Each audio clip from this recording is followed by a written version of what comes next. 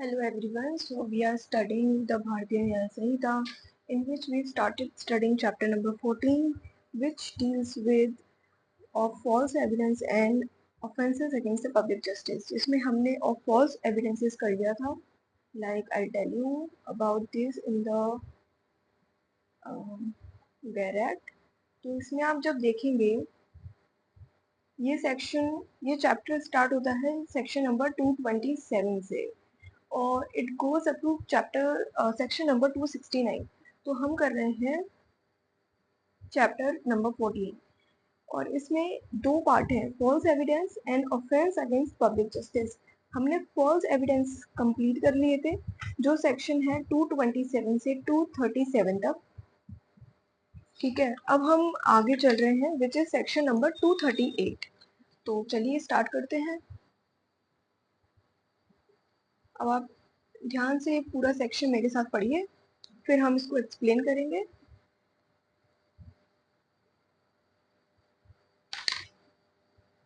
Section whoever causing disappearance of evidence of offense or giving false information to screen offender. तो इसमें दो चीज है कि पहला आपने एविडेंस को डिसअपियर किया है या आपने कोई फॉल्स इंफॉर्मेशन दी है. और दोनों ही काम आपने क्यों करे हैं? क्योंकि आपको किसी ऑफेंडर को स्क्रीन करना है. स्क्रीनिंग ऑफेंडर मीन्स कि आपको उस ऑफेंडर को बचाना है. तो whoever knowing or having reason to believe that an offense has been committed causes any evidence of the commission of that offense to disappear with the intention of screening the offender from legal punishment or with that intention gives an information respecting the offense which he knows or believe to be false. तो इसमें acts रियाज और mains रिया हम अगर देखें तो इसका जो mains रिया है which is knowing or having reason to believe और सेम इसमें है he knows or believe to be false. तो ये किस चीज के बारे में? ये तो है आपकी नॉलेज और रीजन टू बिलीव, तो मेंस रिया है. एक्टस रिया क्या है कि causes any evidence of the commission of that offense to disappear. पहला कि आपने किसी एविडेंस को गायब कर दिया. दूसरा सेम इंटेंशन से, इंटेंशन क्या है? Intention of screening the offender. आपने ये क्यों किया है? तो मेंस रिया के इधर दो लेवल है. मेंस रिया के टू लेवल्स हैं. फर्स्ट तो है कि आपकी नॉलेज और रीजन टू बिलीव होना चाहिए कि ऑफेंस कमिट हुआ है. ठीक है, ऑफेंस हैज बीन कमिटेड,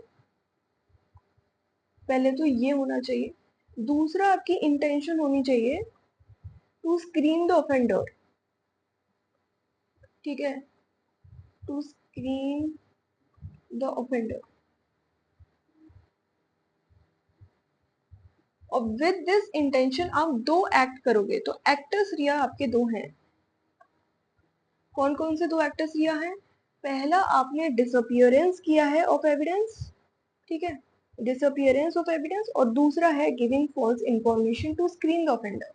इसमें अब पनिशमेंट तीन लेवल की है बेस्ड ऑन कि आपने किस ऑफेंस के ऑफेंडर को आपने स्क्रीन करने का इंटेंशन था. बेस्ड ऑन दैट कि आप किस ऑफेंस की उस इंसान को जिसको आप बचाना चाह रहे हैं उसने क्या ऑफेंस कमिट किया है, बेस्ड ऑन दैट आपकी पनिशमेंट है.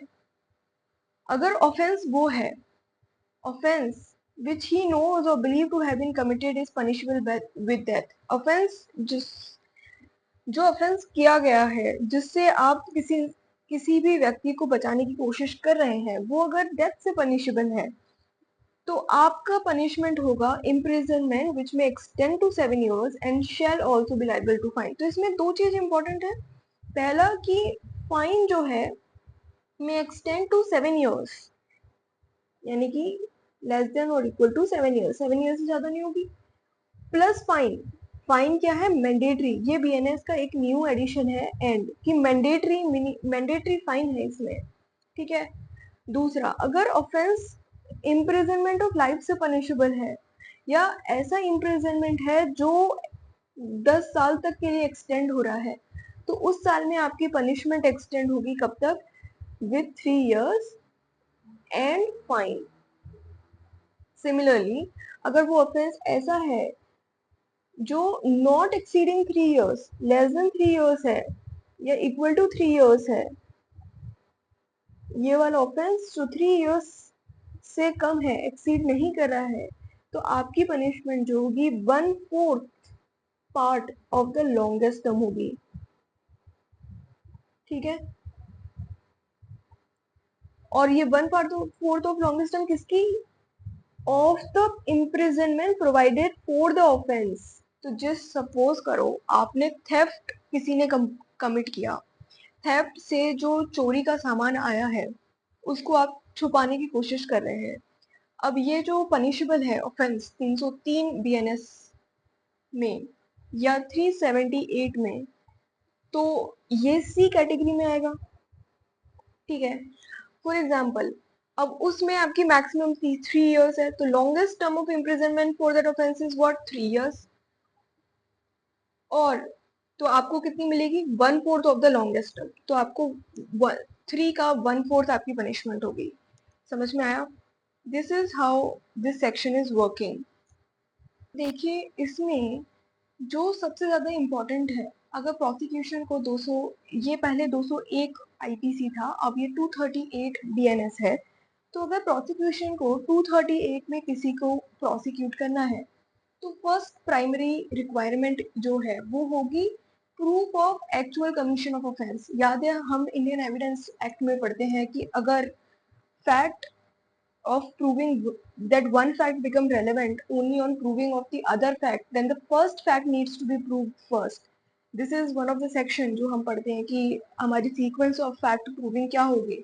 तो वैसे ही अगर किसी को 238 बीएनएस में आना है तो सबसे पहले कमीशन ऑफ ऑफेंस प्रूव करना पड़ेगा, उसी के बाद जो अक्यूज्ड है उसकी नॉलेज और रीजन टू बिलीव कि ऑफेंस कमिट हुआ है वो प्रूव करोगे। आप पहले तो आप नॉलेज या रीजन टू बिलीव प्रूव नहीं कर सकते, कि पहले आपको ये प्रूव करना पड़ेगा कि कोई ऑफेंस कमिट हुआ है, राइट? तो एक बहुत सबसे इम्पोर्टेंट रिक्वायरमेंट जो 201 की है वो यही है, there should be proof of actual commission of offense, because unless the offense has been committed in the first place, the question of causing disappearance of the evidence of crime या shielding the criminal does not arise। ठीक है, समझ आ गया होगा I hope. तो इस पे एक सबसे इम्पोर्टेंट केस जो है वो है Palvinder Kaur versus state of Punjab. इस केस में क्या हुआ था कि प्रोसिक्यूशन ने बोला कि जो एक्यूज्ड है उसने पोटेशियम साइनाइड एडमिनिस्टर किया है अपने हस्बैंड को एंड उसको मारा है। उसने अलोंग विद उसने एक और इंसान के साथ जिसके साथ उसके कुछ इलेजिटिमेट रिलेशंस थे, उन दोनों ने मिलके वो जो बॉडी थी उस बॉडी को, द बॉडी ऑफ डिजीज को एक ट्रंक में डाला है और उस ट्रंक को जीप में ले जाकर एक कुएं में डाल दिया है। बेसिकली एक विमेन है जिसने अपने हस्बैंड को मारा है with someone she has a relationship with, और उन दोनों ने मिलके उसकी बॉडी को एक ट्रंक में डाल के जीप में ले गए और कुएं में डाल दिया। अब that women was charged with committing murder under section 302 और section 101 and for causing disappearance of evidence. तो ये दोनों उसमें Palvinder Kaur versus state of Punjab में हुआ। तो more than a month after the alleged murder, because of the obnoxious smell coming from the well, the matter was reported to the village authorities and the trunk was taken out and the post-mortem was conducted. तो postmortem report में बोला है कि इधर कोई potassium cyanide poisoning के वो नहीं मिले हैं। एंड द डिफेंस स्टोरी जो थी कि डिसेस्ड ने एक फोटोग्राफी की हॉबी ली थी और इवन उनको घर पे भी प्रिंट करता था, जिसकी वजह से वो कुछ लिक्विड लेके आया था जिससे वो अपनी फोटो पे वर्क करना था। एंड जब वो काम कर रहा था तो गलती से उसने वो लिक्विड खा लिया था। ये डिफेंस की स्टोरी थी, थिंकिंग कि ये मेडिसिन है जिसमें उसने रखी हुई है।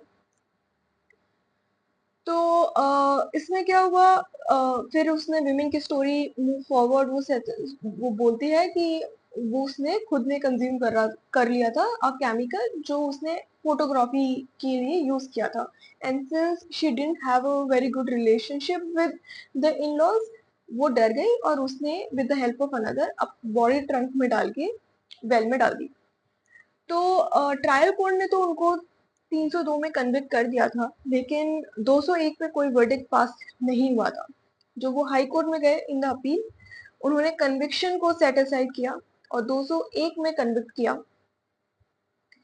अपील में सुप्रीम कोर्ट ने बोला कि जो वाइफ के स्टेटमेंट है उसके अकॉर्डिंग तो कोई ऑफेंस कमिट नहीं हुआ है, उसने सिर्फ बॉडी छुपाई है एंड उसके अकॉर्डिंग, वाइफ के अकॉर्डिंग डेथ एक्सीडेंटल थी।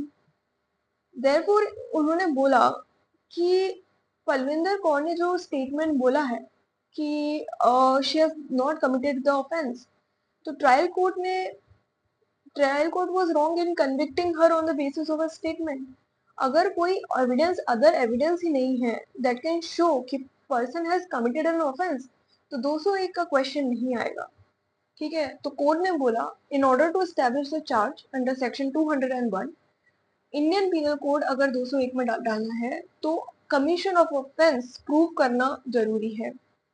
जस्ट मियर सस्पिशन की शायद ऑफेंस कमिट हुआ होगा is not sufficient to show कि अक्यूज्ड न्यू और had reason to believe that such offence has been committed with the requisite knowledge and intention to screen the offender from the legal punishment. ठीक है, mere suspicion is not sufficient to hold accused guilty under section 201. There must be some cogent evidence on record to suggest कि accused ने evidence को disappear किया है so that they can screen another known or unknown. He must have the knowledge that or to have a reason to believe कि offense commit हुआ है। ये एक लैंडमार्क केस है, आई होप ये समझ आ गया होगा। एक और चीज जो इम्पोर्टेंट है, फर्स्ट एलिमेंट हमने देख लिया कि सबसे पहले ये पता होना चाहिए कि ऑफेंस हुआ है। दूसरा, अक्यूज्ड को नॉलेज होनी चाहिए ऑफेंस हुआ है या रीजन टू बिलीव होना चाहिए ऑफेंस हुआ है। इसका एक इम्पोर्टेंट केस है Nathu versus state of UP. इस केस में अब क्या हुआ है, फॉर एग्जाम्पल एक मोहल्ला है जिसमें बहुत सारे घर हैं, एक घर में एक हस्बैंड और वाइफ साथ में रहते हैं। उसमें हस्बैंड ने अपनी वाइफ को मारा है जिसकी वजह से उसकी वाइफ की डेथ हो गई है। अब उस आदमी ने मोहल्ले वालों को बोल दिया कि मेरी वाइफ की डेथ हो गई है। मोहल्ले वाले आए, उसको ले गए क्रीमेशन ग्राउंड में जलाने के लिए और जलाकर आ गए। अब अगर जो मोहल्ले वाले लोग हैं उनको 201 में क्या प्रोसिक्यूट किया जा सकता है फॉर स्क्रीनिंग द ऑफेंडर, तो इसमें आएगा अगर मोहल्ले वालों को कोई नॉलेज ही नहीं है या कोई रीजन टू बिलीव नहीं है कि जो वाइफ है उसकी डेथ अननेचुरल है या किसी और वजह से हुई है, तो इस सिचुएशन में वी विल नॉट से कि दोज पीपल हैड नॉलेज और having reason to believe that the offence has been committed. इस सिचुएशन में ऑफेंस तो हुआ है, द बीटिंग क्रू, लेकिन इस सिचुएशन में since the people of that colony did not know or have the reason to believe कि offense has been committed, तो इस situation में 238 या 201 IPC नहीं लगेगा। तो हमने ये दो एलिमेंट डिटेल में केस के थ्रू समझ लिए, आगे के एलिमेंट्स में हम समझते हैं।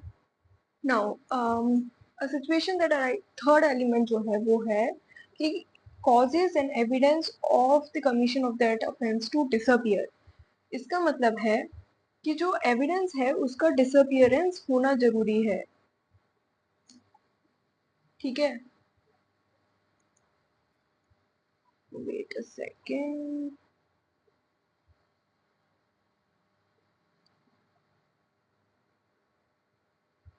सो फॉर एग्जाम्पल ये डॉक्टर है, इसको पता है कि इस इंसान ने ये जो बॉडी है इसको डिसअपियर किया है।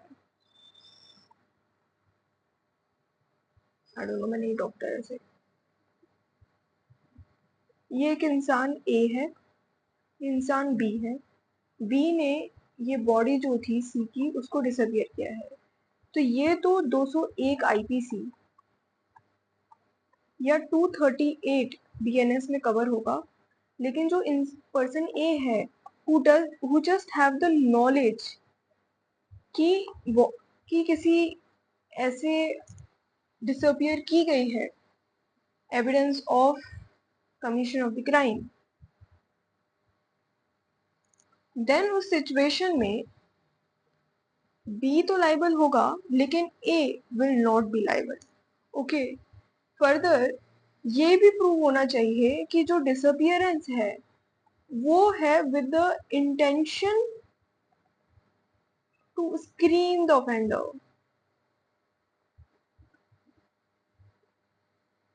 ये एक स्पेसिफिक मेंसरिया है जो प्रूव होनी जरूरी है. The causing of disappearance of evidence in respect of the crime must be with the intention of screening the offender from the legal punishment. Alright? तो इसमें we will apply the similar example जो हमने पहले लिया था कि एक colony है जिसमें बहुत सारे घर हैं. यहाँ पे husband and wife रहते हैं. Husband has killed his wife and the other people of this colony जो मोहल्ला है और वो क्रीमेट करने गए हैं वाइफ की बॉडी को.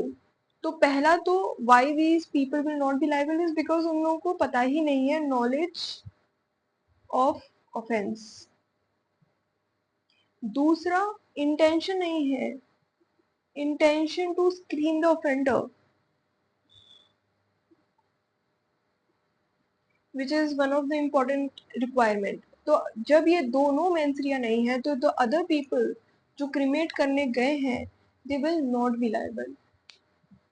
नाउ एक्टस रिया के दो पार्ट थे जैसे हमने देखा. पहला था डिसअपियरेंस. दूसरा पार्ट जो है वो है giving false information. Giving false information. Now, giving false information regarding what? Regarding commission of offense. ठीक है, ये है with respect to commission of offense. Here there is an important case of Kodali Puran Chandra Rao versus Public Prosecutor Andhra Pradesh. मैं लिख दे रही हूँ Kodali Purna Chandra Rao versus public prosecutor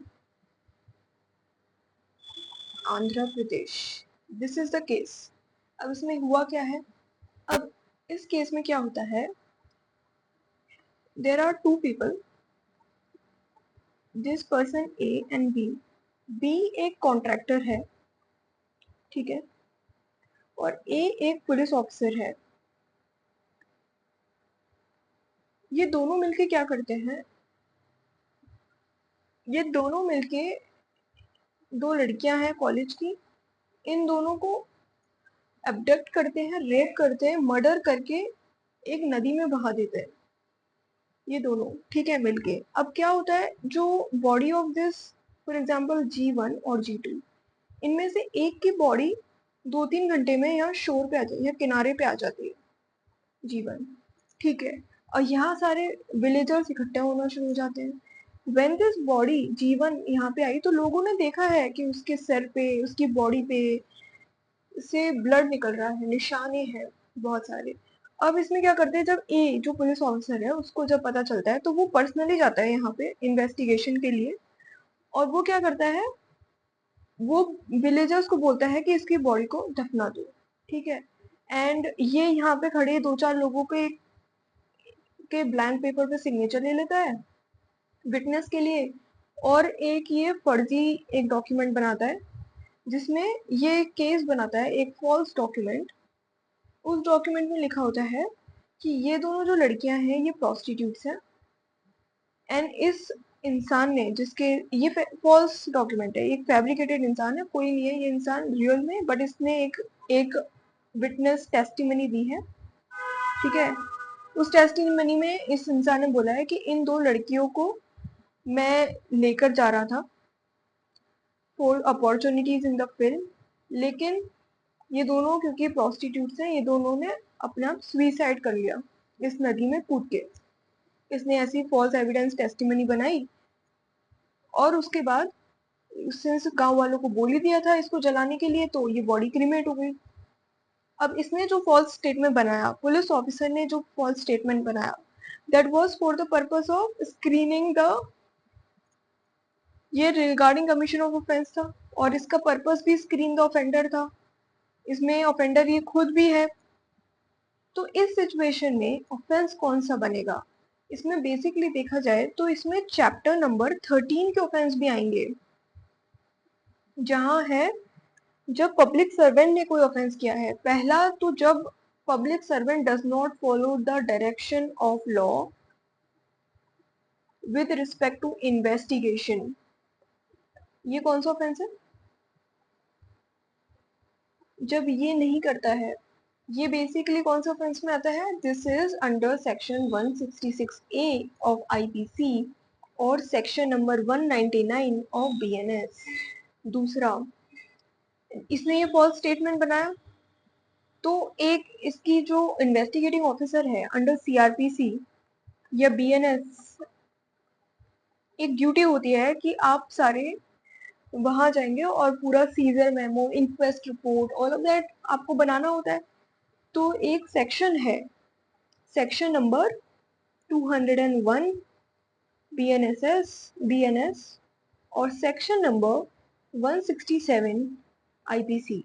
इसमें दिया हुआ है कि कोई police servant who has been charged with preparation of a document और वो इंटेंशनली फॉल्स डॉक्यूमेंट बनाता है for the purpose of injuring someone, तो ये जो एक ऑफेंस है ये 201 बीएनएस में आता है।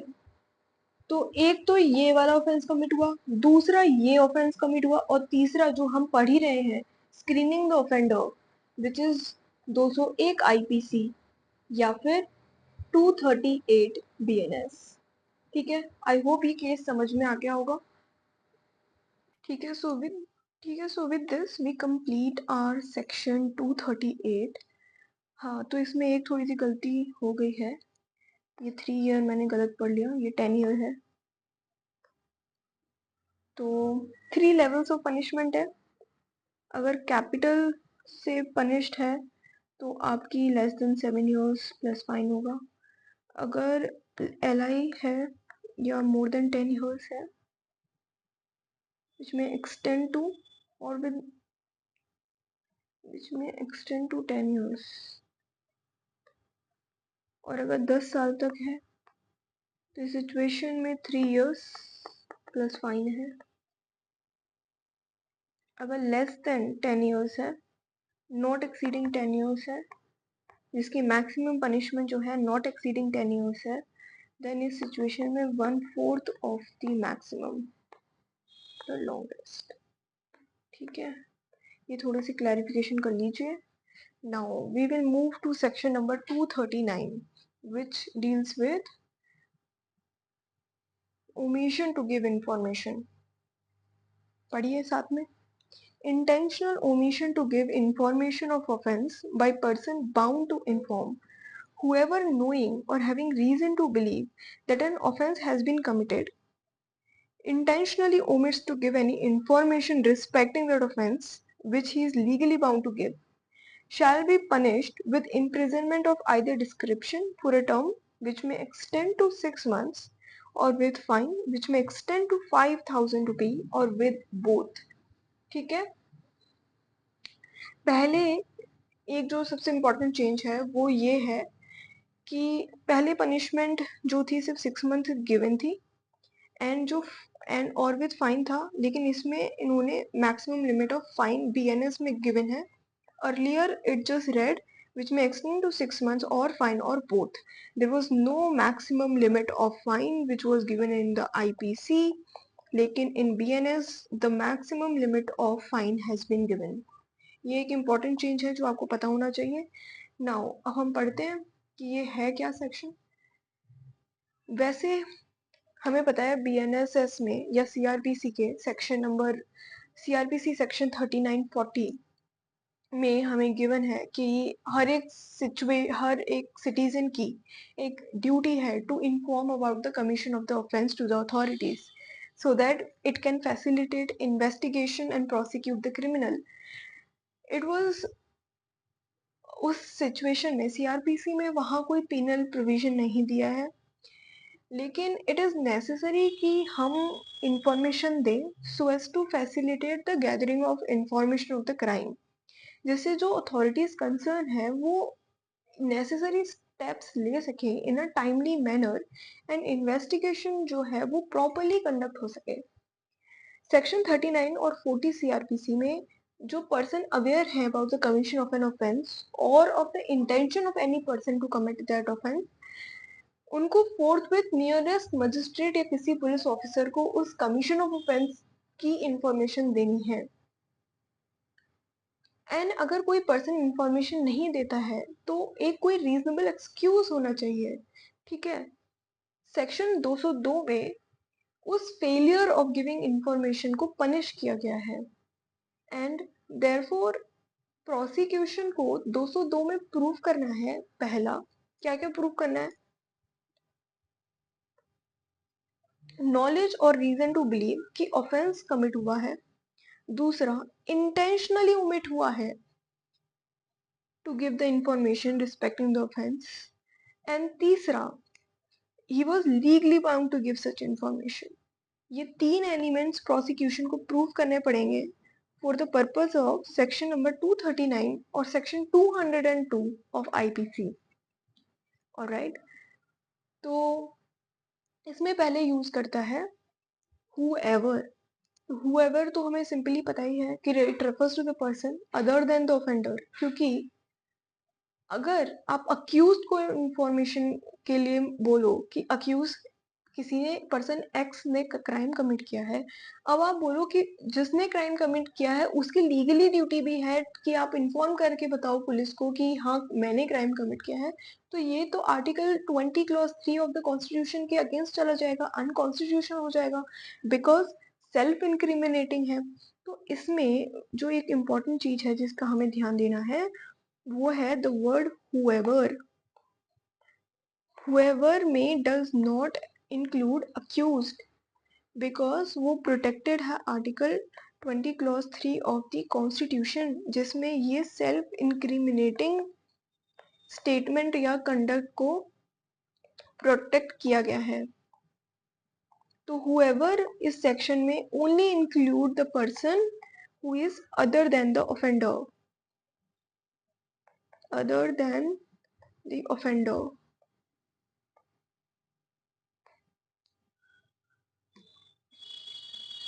देन सेकेंड एलिमेंट है नॉलेज और reasonable belief of the commission of the crime. Correct. तो इसमें भी जस्ट एज सेक्शन नंबर 238 ये प्रूफ करना पड़ेगा कि ऑफेंस जो है वो कमिट हुआ है और जो अक्यूज्ड है उसको नॉलेज या रीजन टू बिलीव है कि ऑफेंस किया है। तो दो लेवल है, पहला प्रूफ करो ऑफेंस, दूसरा जिस पर्सन को आपने 239 में चार्ज किया है उसके पास नॉलेज और रीजन टू बिलीव है कि ऑफेंस कमिट हुआ है। And third is intentional omission to give information, यानी कि जो फेलियर है टू गिव इंफॉर्मेशन वो इंटेंशनली होना चाहिए। देन वो जो इम्पोर्टेंट है लास्टली कि इंटेंशनल ओमिशन के अलावा आपके पास लीगली बाउंड होनी चाहिए आप इंफॉर्मेशन देने के लिए। विद दिस हमारा 239 भी कंप्लीट हो गया है। Let's move to section 240 giving false information respecting an offence committed. ठीक है। Whoever knowing or having reason to believe that an offense has been committed similar to what we have studied, अब तक जो हम पढ़कर आ रहे हैं बिल्कुल सेम है कि आपके पास नॉलेज और रीजन टू बिलीव होना चाहिए कि ऑफेंस कमिट हुआ है, और फिर आप क्या करते हो, आप उसकी इंफॉर्मेशन देते हो respecting that, gives any information respecting that offence which he knows और reason to believe to be false shall be punished with imprisonment of either description for a term which may extend to 2 years or fine or with both। आपने पहले तो information नहीं दी, you fail to 239 में there is a failure to information. ठीक है। 239 और 240 एकदम उल्टे हैं। 239 में यू इंटेंशनली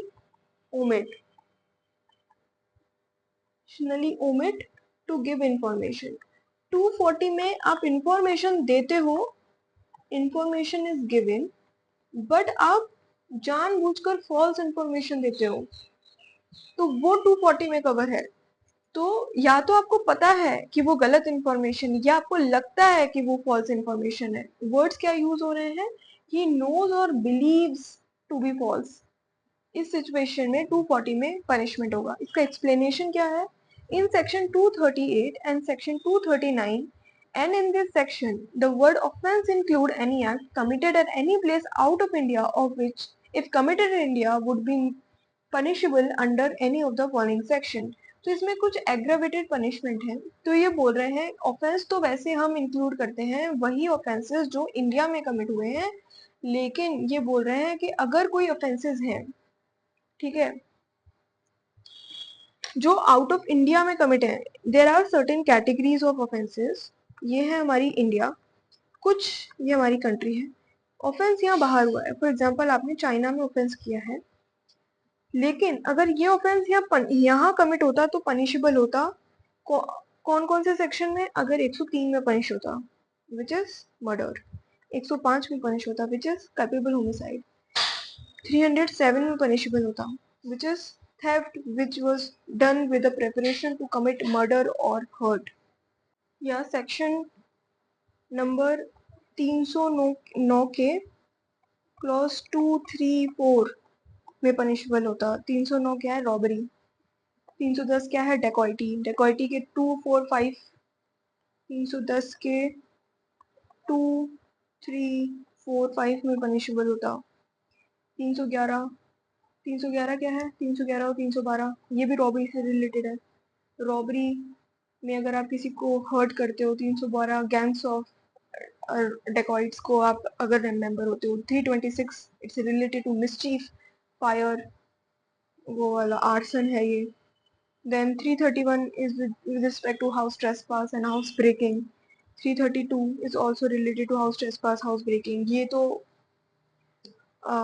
इन सिचुएशन में अगर आपने बाहर कमिट किया है, लेकिन अगर आप इंडिया में ये सारे ऑफेंस कमिट करते, तो इसको सिंपल भाषा में समझाती हूँ. ये सारे ऑफेंस अगर आपने बाहर भी कमिट किए हैं तो आप पे सेक्शन 238, 239 और 240 अप्लाई होगा. इस सिचुएशन में ऑफेंस वो भी होंगे जो आपने बाहर कमिट हुए हैं. ठीक है. नाउ ठीक है, तो ये वाला हमने ये 3 सेक्शन करे हैं जो आपस में एक साथ रिलेटेड थे. 238, 239 and 241 which is 201, 202 and 203 of IPC. बाकी के सेक्शंस अब हम नेक्स्ट लेक्चर में करेंगे.